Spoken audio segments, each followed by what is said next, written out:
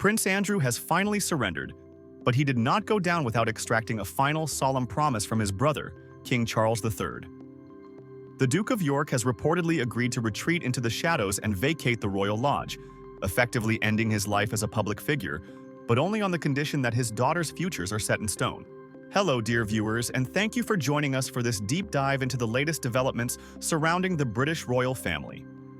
Before we unravel the layers of this high-stakes family drama, please take a moment to subscribe to our channel and hit the notification bell so you never miss an update on the House of Windsor. The halls of Buckingham Palace are often filled with secrets, but few are as heavy as the pact recently struck between the king and his younger brother. For years, the Duke of York, Andrew Mountbatten Windsor, has been a figure of intense controversy, a man whose reputation has been systematically dismantled by his associations and legal battles.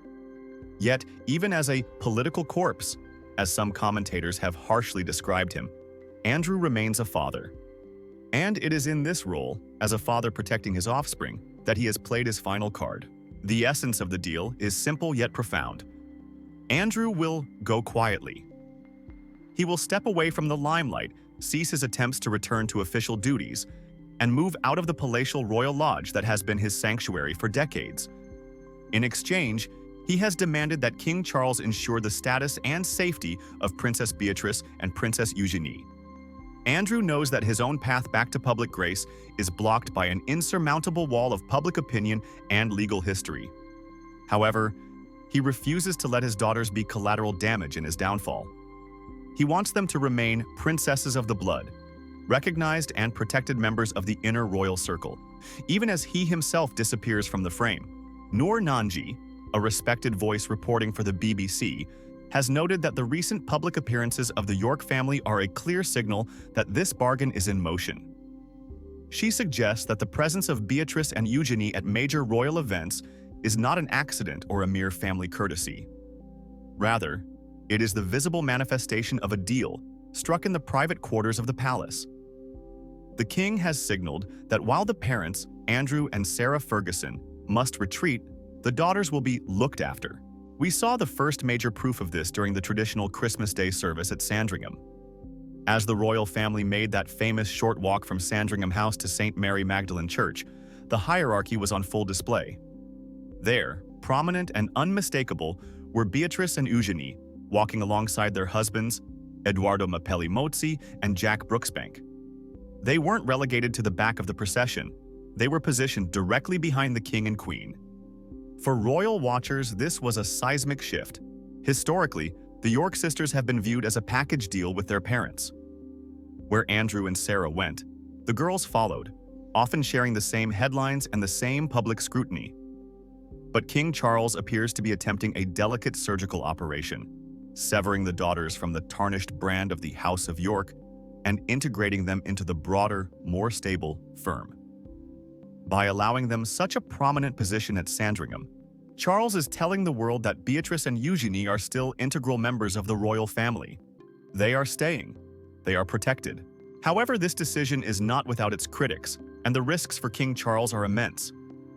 While the palace may want to project an image of Beatrice and Eugenie as innocent bystanders caught in their father's storm, some experts argue that the reality is far more complicated.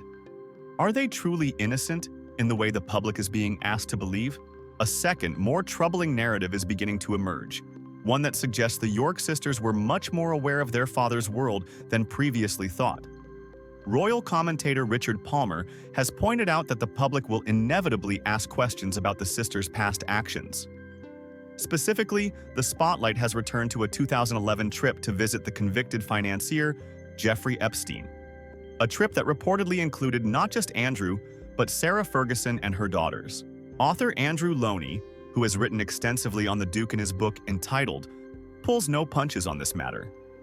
He argues that there is a concerted campaign to paint the princesses as innocents caught up in the shellfire, but he maintains that they were deeply involved in the family's social circles. Loney points out a crucial detail. In 2011, Beatrice and Eugenie were not small children.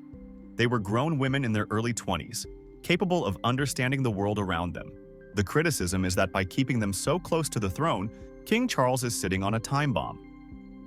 If more details emerge about what the sisters knew or where they traveled during those controversial years, the king's decision to protect them could backfire, dragging the entire monarchy back into a scandal it is desperate to leave behind. Loney suggests that it is easy to be critical in hindsight, now that Epstein's horrific crimes are public knowledge.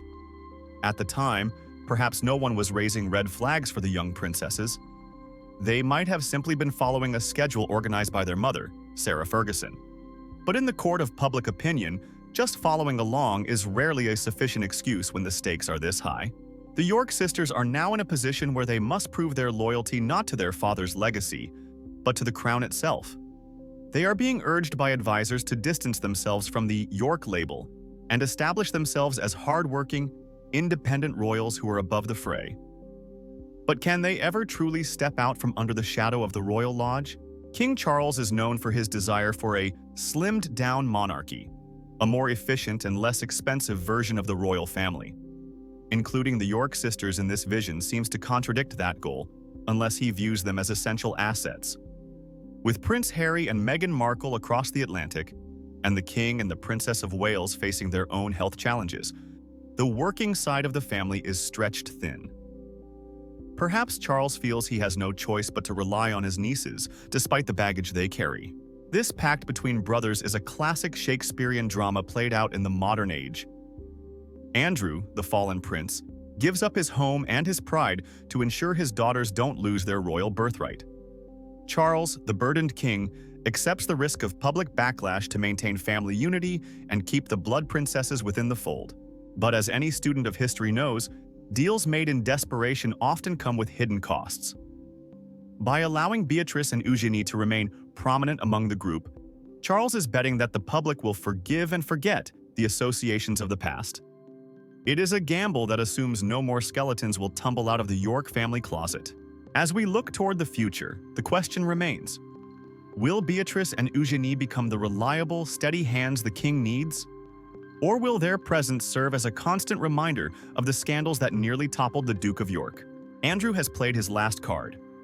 He has traded his residence and his public existence for a guarantee of his daughter's status. He has retreated to the shadows, leaving Beatrice and Eugenie to stand in the light.